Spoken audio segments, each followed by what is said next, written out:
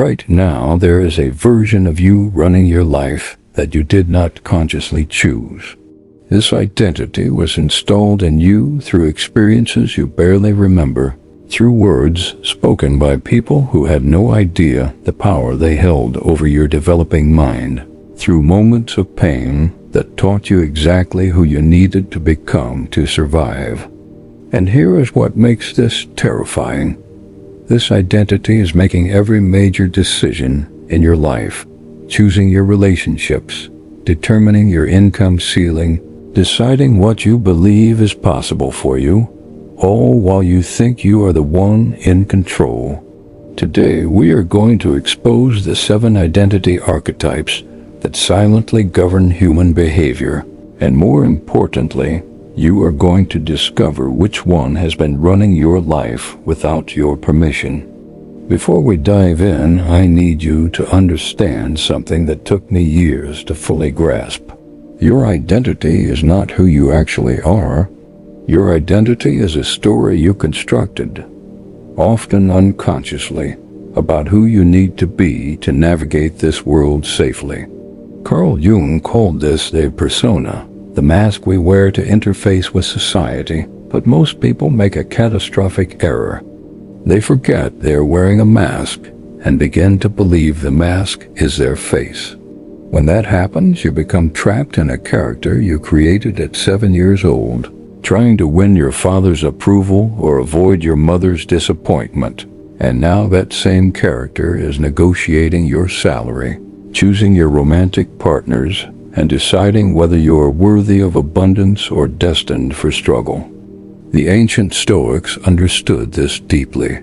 Marcus Aurelius wrote that we suffer more in imagination than in reality, but he also understood that our imagination is shaped by the identity we have adopted. A person who identifies as a victim will imagine victimhood everywhere they look. A person who identifies as powerless will perceive threats in every opportunity. This is not positive thinking or manifestation magic. This is the fundamental architecture of human consciousness. Your identity acts as a filter, and that filter determines which version of reality you're allowed to perceive and experience. Now let me walk you through the 7 archetypes, and as I describe each one, I want you to notice which descriptions create a reaction in your body. The one that triggers you most, that makes you defensive or uncomfortable, that is probably the one running your show. Because the ego does not like to be seen. It has spent your entire life hiding in plain sight, and when someone shines a light on it, the first instinct is to look away or argue. Lean into that discomfort. That is where your freedom lives. The first archetype is what I call the achiever, and on the surface, this looks like success.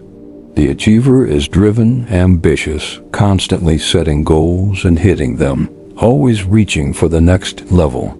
Society celebrates this identity because it produces results, wealth, status, accomplishments that others can admire. But here is what the achiever never wants you to see.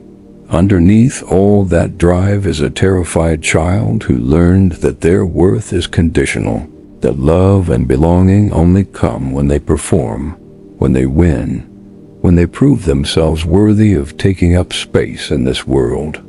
The achiever's core wound is the belief that they are not enough as they are, that their essential self without the achievements is somehow deficient or unlovable. So they run. They build empires. They collect degrees and promotions and material symbols of success, all in an unconscious attempt to finally feel like they deserve to exist.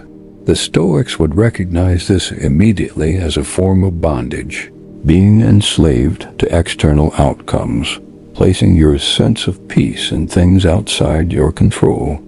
Epictetus taught that freedom comes from wanting what you already have, but the achiever is constitutionally incapable of wanting what they have, because the moment they achieve something, it becomes evidence of their past self, and that self was never enough.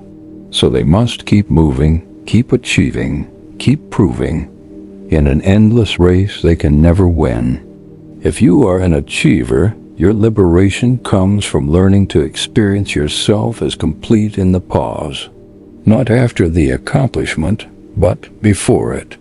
Not when the world validates you, but in the silence of your own being. The exercise I give my achiever clients is devastatingly simple, but almost impossible for them to do. Sit in a room alone, with no phone, no goals, no task list, for 30 minutes, and simply practice being. Notice what arises. Notice the almost physical pain of not doing. That discomfort is your ego fighting for survival, and learning to stay present with it without reaching for achievement is the beginning of your freedom. The second archetype is the protector, and this one often masquerades as strength. The protector builds walls. They keep people at a distance. They pride themselves on not needing anyone, on being self-sufficient, on having thick skin that nothing can penetrate. Other people see them as intimidating or difficult to know, and the protector secretly takes pride in this because it confirms their strategy is working. But the walls they built to keep pain out have also kept love, connection, and genuine intimacy out. They live in a fortress of their own making, safe but desperately alone. The protector archetype usually forms in childhood environments where vulnerability was punished or exploited. Perhaps expressing emotion led to ridicule or abandonment. Perhaps trusting someone led to profound betrayal. Whatever the original wound, the lesson the nervous system learned was clear. Openness equals danger, and safety requires control.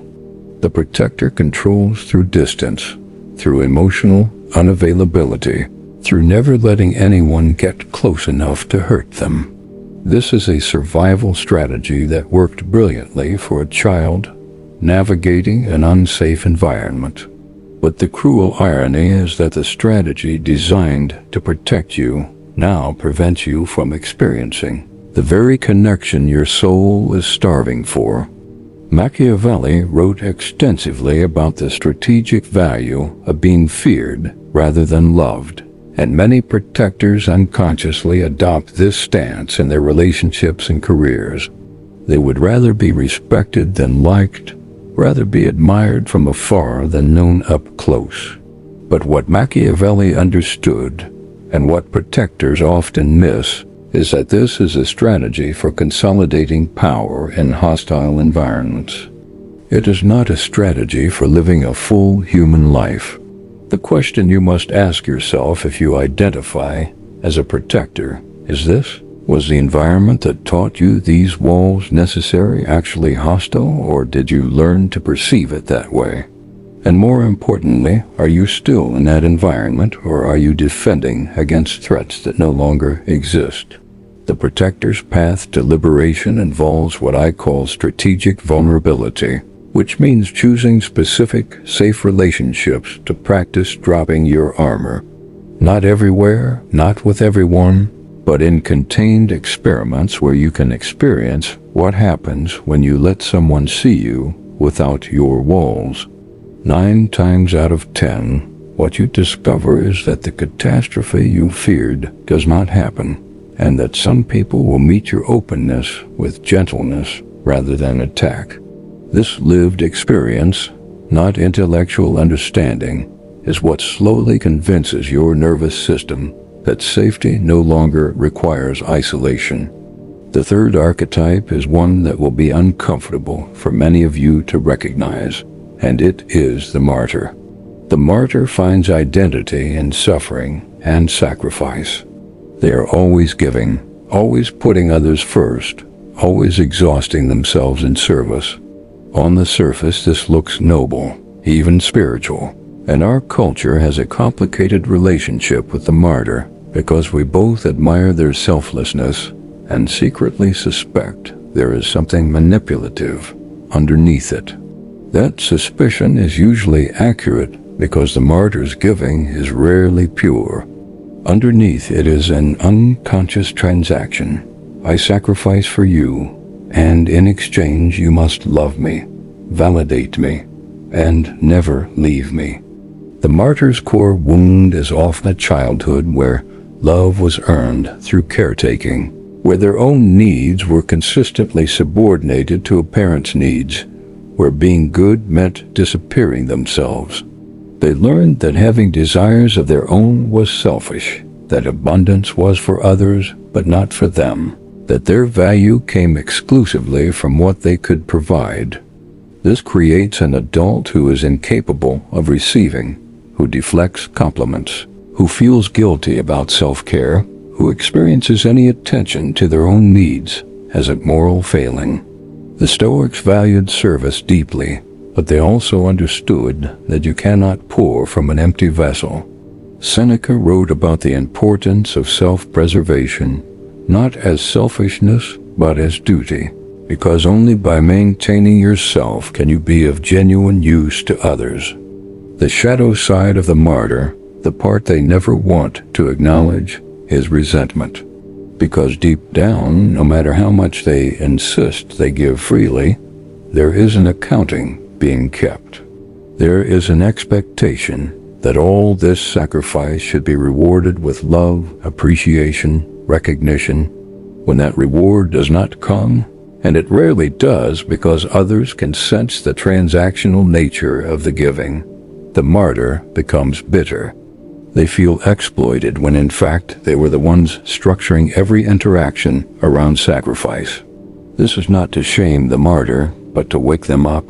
Your giving is not as selfless as you have convinced yourself, and until you are honest about your real motivations, you will keep depleting yourself and wondering why it does not fill the emptiness inside. The martyr's liberation requires learning to receive without guilt and to give without expectation. The practical tool I offer is what I call the 48-hour boundary, where for 48 hours you consciously stop offering help that was not explicitly requested. You wait for people to ask instead of anticipating their needs and swooping in. You let them struggle a little, fail a little, without rescuing them. Notice how unbearable this feels. Notice the anxiety that arises when you are not actively sacrificing. That anxiety is your ego terrified that without the giving, you have no identity, no value, no reason to be loved. And that belief, not the lack of giving, is what needs to be healed. The fourth archetype is the rebel, and this one is particularly seductive because it wears the mask of authenticity. The rebel defines themselves in opposition to authority, to convention, to anything that represents the establishment. They are the ones who question everything, who refuse to conform, who pride themselves on not being like everyone else. There is genuine value here because society does need people willing to challenge broken systems and think outside prescribed boundaries. But the shadow of the rebel is that they become just as trapped by opposition as conformists are trapped by compliance. When you define yourself by what you are against, you are still controlled by the thing you reject. Your rebellion is not freedom, it is a different kind of cage. The rebel often forms in environments where they experienced powerlessness, where some authority figure controlled or diminished them, where compliance led to a loss of self. The rebellion is an attempt to reclaim agency, to prove that no one can ever have that power over them again. This is understandable and in many ways admirable, but it becomes pathological when the rebel cannot stop fighting. They see enemies everywhere. They resist even healthy authority, even their own internal wisdom, even the parts of tradition that might actually serve them. The Stoics would recognize this as a failure of discernment, the inability to distinguish between chains that need breaking and structures that provide genuine support. Jung wrote about the importance of integrating opposites, of finding the middle path that honors both rebellion and belonging, both individuality and connection to the collective. The rebel who remains fixed in their archetype never achieves this integration. They stay perpetually adolescent, still fighting the parents inside their head long after the actual parents have lost any power over them. The question for the rebel is this: if you stopped opposing, who would you be? If you did not need an enemy to push against, what would you create? What would you stand for rather than against? These questions usually create enormous anxiety because the rebel often has no positive vision, only a negative one. Their entire identity is constructed around what they reject, and without that rejection, they feel they would dissolve into nothing. The rebel's liberation comes through what I call conscious alignment, which means choosing to temporarily adopt something conventional or traditional, not because you have surrendered, but as an experiment in flexibility. Maybe it is dressing in a more conventional way for a week, or following a routine you would normally resist, or engaging respectfully with an authority figure you usually dismiss. The goal is not to become a conformist, but to prove to yourself that you can align when it serves you. True power is not in constant resistance. True power is in choice.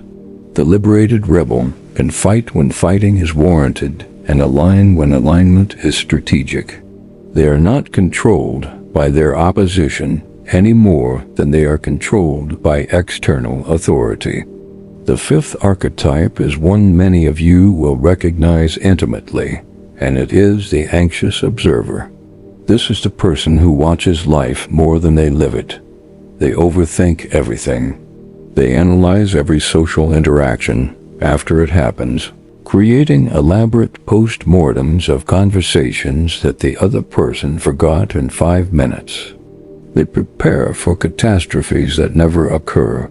They live in their heads, constantly planning, worrying, strategizing, while life passes them by in the real world. The anxious observer believes that enough thinking will eventually make them safe, that if they can just anticipate every threat, they will never be surprised or hurt or caught off guard. The origin of this archetype is usually an unpredictable environment, a childhood where chaos could erupt at any moment, where the child learned that constant vigilance was the only protection against sudden danger.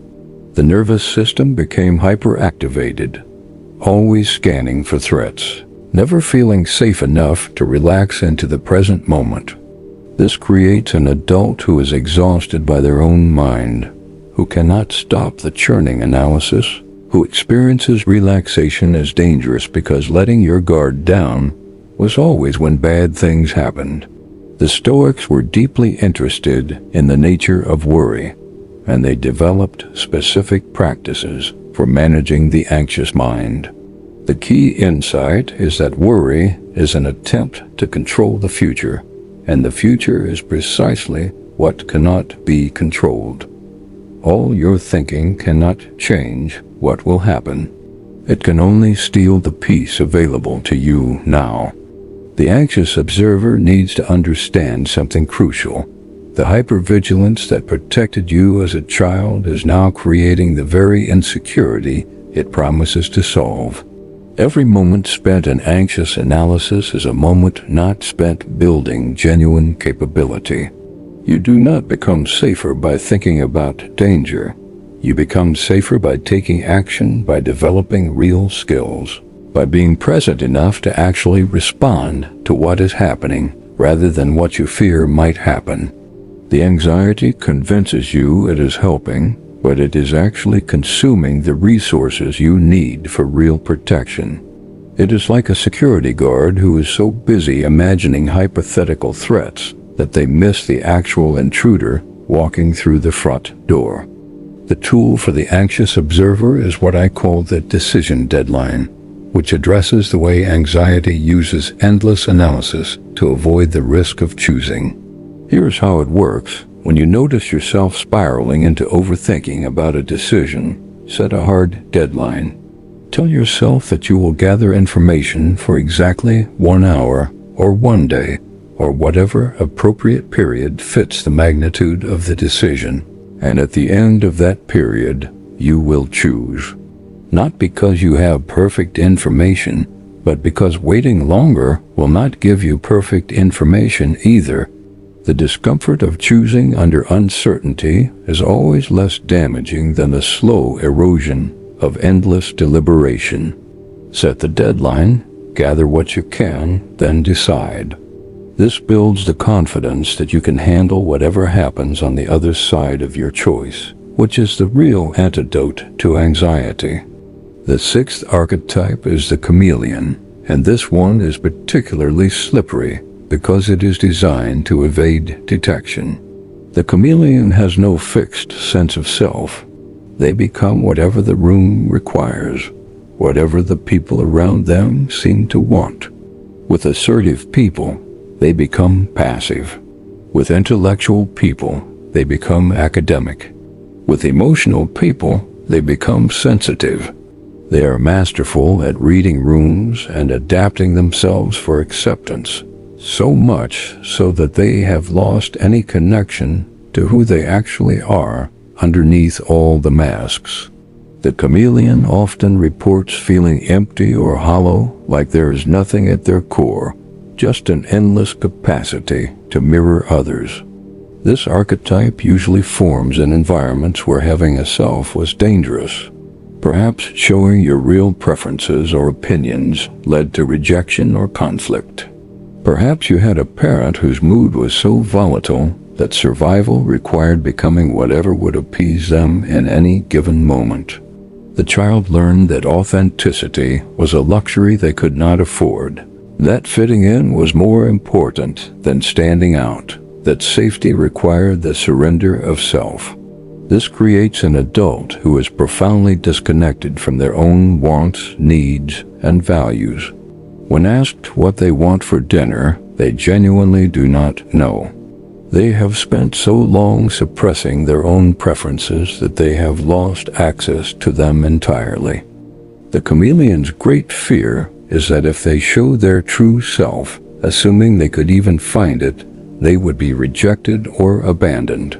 This fear is usually not conscious. It operates in the background as a vague sense that authenticity is dangerous. But here is what the chameleon misses. The connection they experience by shape-shifting is not real connection. People are bonding with the mask, not with them.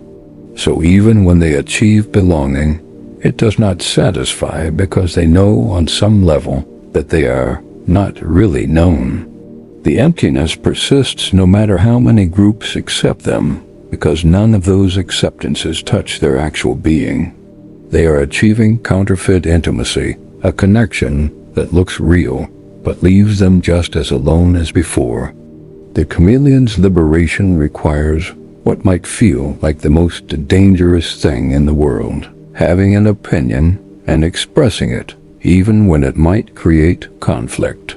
The practice I give my chameleon clients is simple but terrifying. Once per day, express a preference that is genuinely yours, especially in a low-stakes situation.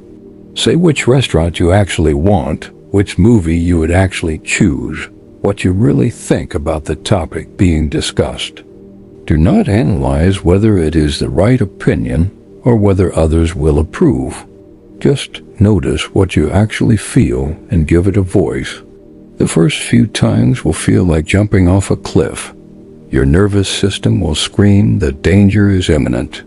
But when rejection does not come, or when it comes and you survive it, you begin to build the evidence that your authentic self can exist in the world without annihilation.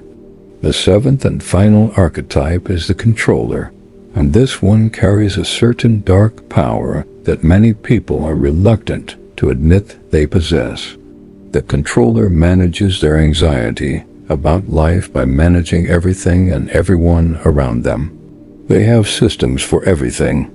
They struggle to delegate because no one can do it as well as they can. They experience other people's independence as a threat, because when others act autonomously, outcomes become unpredictable. The controller often rises to positions of leadership because their need for control translates into competence and organization. But underneath the effectiveness is a profound terror, a desperate attempt to create safety through domination of their environment. The controller archetype forms when a child experiences chaos they cannot manage, powerlessness in the face of forces larger than them. Perhaps a family trauma, a parent's addiction, a period of instability that left them feeling that the ground beneath their feet was never solid. The child makes an unconscious decision. This will never happen to me again. I will become so capable, so prepared, so in charge that chaos will never touch me. They build an illusion of control because the alternative, accepting that much of life is beyond their influence, is too terrifying to contemplate. Machiavelli would understand this intimately, as much of his work is essentially a manual for controllers, a guide to dominating circumstances rather than being dominated by them.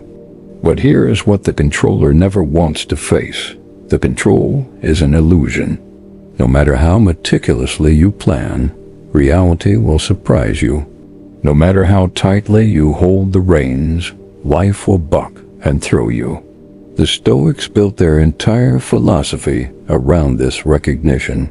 The dichotomy of control, distinguishing between what is in your power and what is not, was designed to free people from the exhausting delusion that they could manage the unmanageable. Marcus Aurelius ruled the most powerful empire on earth and still wrote constantly about accepting what he could not change. If an emperor could not control life, you certainly cannot either. And the attempt to do so is not strength. It is a profound misallocation of your finite energy. The controller's liberation requires practicing what I call strategic surrender, deliberately releasing control in contained situations and observing what happens. Choose something that matters to you but is not absolutely critical. Maybe a project at work, maybe an event you are organizing. Set it up as best you can, then step back. Let others handle it. Do not check in constantly. Do not micromanage. Do not jump in to fix things at the first sign of imperfection. Let it unfold without your grip on it. What you will often discover is that things work out, maybe not perfectly, maybe not exactly how you would have done it, but adequately. And more importantly, you will discover that you survived not being in control. That experience, repeated across many low-stakes experiments, is what slowly convinces your nervous system that safety does not require domination. Now, you have heard all 7 archetypes, and if you are honest with yourself, you probably saw pieces of yourself in several of them. That is because most people operate from a blend of archetypes, with 1 or 2 being dominant. The key is not to eliminate these identities, but to recognize them as identities, as constructs you adopted rather than truths about who you are. Jung's great insight was that we must make the unconscious conscious, that the shadow rules us only as long as it remains hidden. Once you see the archetype operating, once you catch yourself in the act of being the achiever or the protector or the martyr, you create space between yourself and the pattern. In that space, choice becomes possible. Without awareness, there is only reaction, the unconscious playing out of old programs. With awareness, you gain the power to respond differently. This is where manifestation becomes relevant, not as magical thinking, but as the practical physics of identity and reality. You do not manifest what you want, you manifest what you are. If your identity is the achiever, you will manifest endless striving and the persistent feeling that you are not enough. If your identity is the victim, you will manifest circumstances that confirm your powerlessness.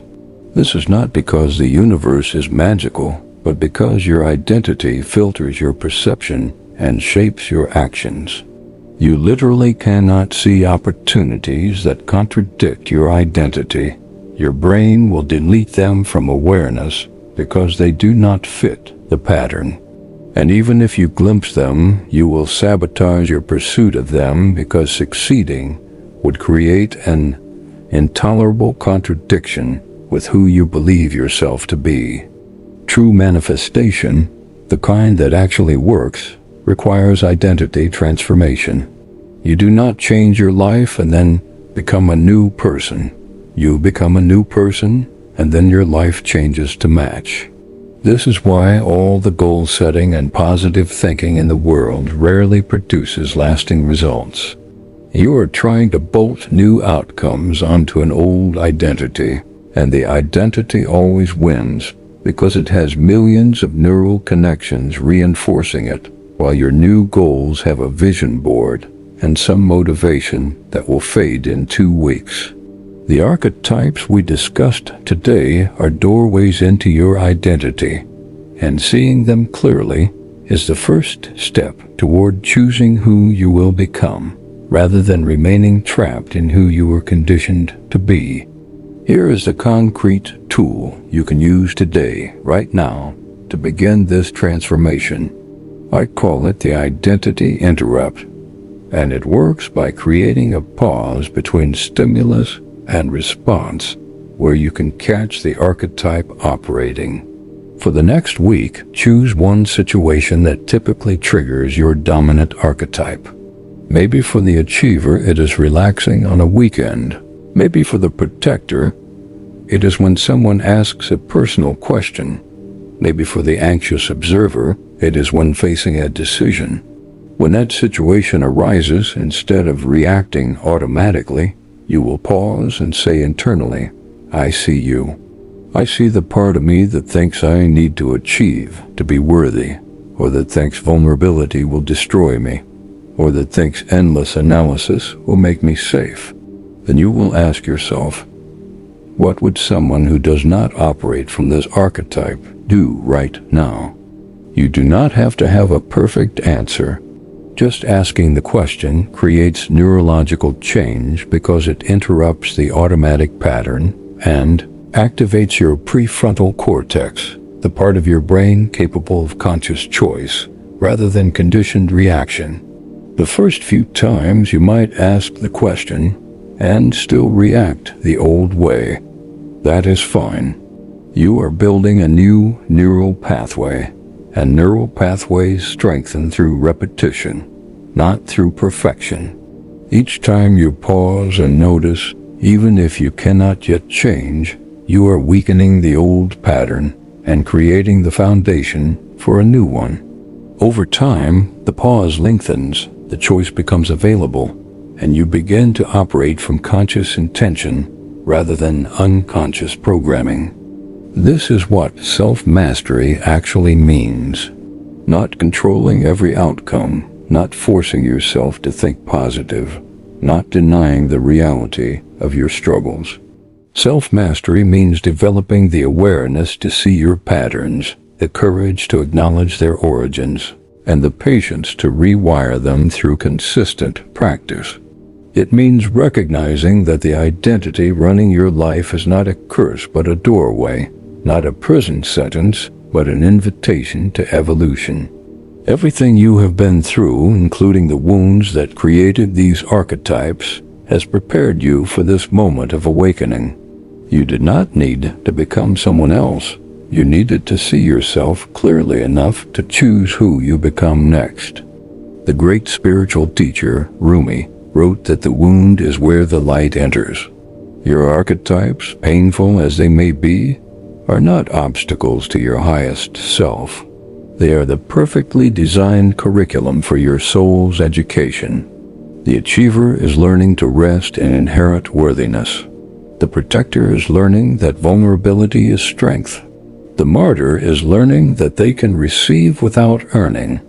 Each archetype carries its own hidden lesson, and the moment you stop fighting your pattern and start learning from it, transformation accelerates exponentially. You stop being a victim of your conditioning and become its conscious alchemist, transmuting the lead of old wounds into the gold of hard-won wisdom. So let me leave you with a question that might reshape everything. Who would you be if you did not need your archetype anymore? Not just intellectually, but lived in your body, felt in your daily choices. Who would you be if safety did not require achievement, or walls, or sacrifice, or opposition, or hypervigilance, or shape-shifting, or control? Sit with that question. Let it unsettle you. Let it show you the spaciousness beyond identity, the self that exists before all the stories, the awareness that watches the archetypes arise and recognizes itself as something larger than any of them. That is who you really are. That is what you are awakening to. And that awakening, not any external accomplishment, is the only manifestation that matters. You came to this video wondering which identity archetype controls you. Now you know it is not about finding one answer, but about recognizing that control itself is the illusion. The archetypes shaped you, but you are not your archetypes. You are the one who watches them. You are the consciousness that can notice the achiever striving, the protector defending, the anxious observer ruminating, and choose a different response. That watching capacity, that choice-making awareness is your power. It has always been your power. The archetypes just convinced you that you were them instead of the one observing them. Welcome back to yourself. The rest of your life begins now with whatever choice you make the next time your pattern arises. I believe you will choose wisely.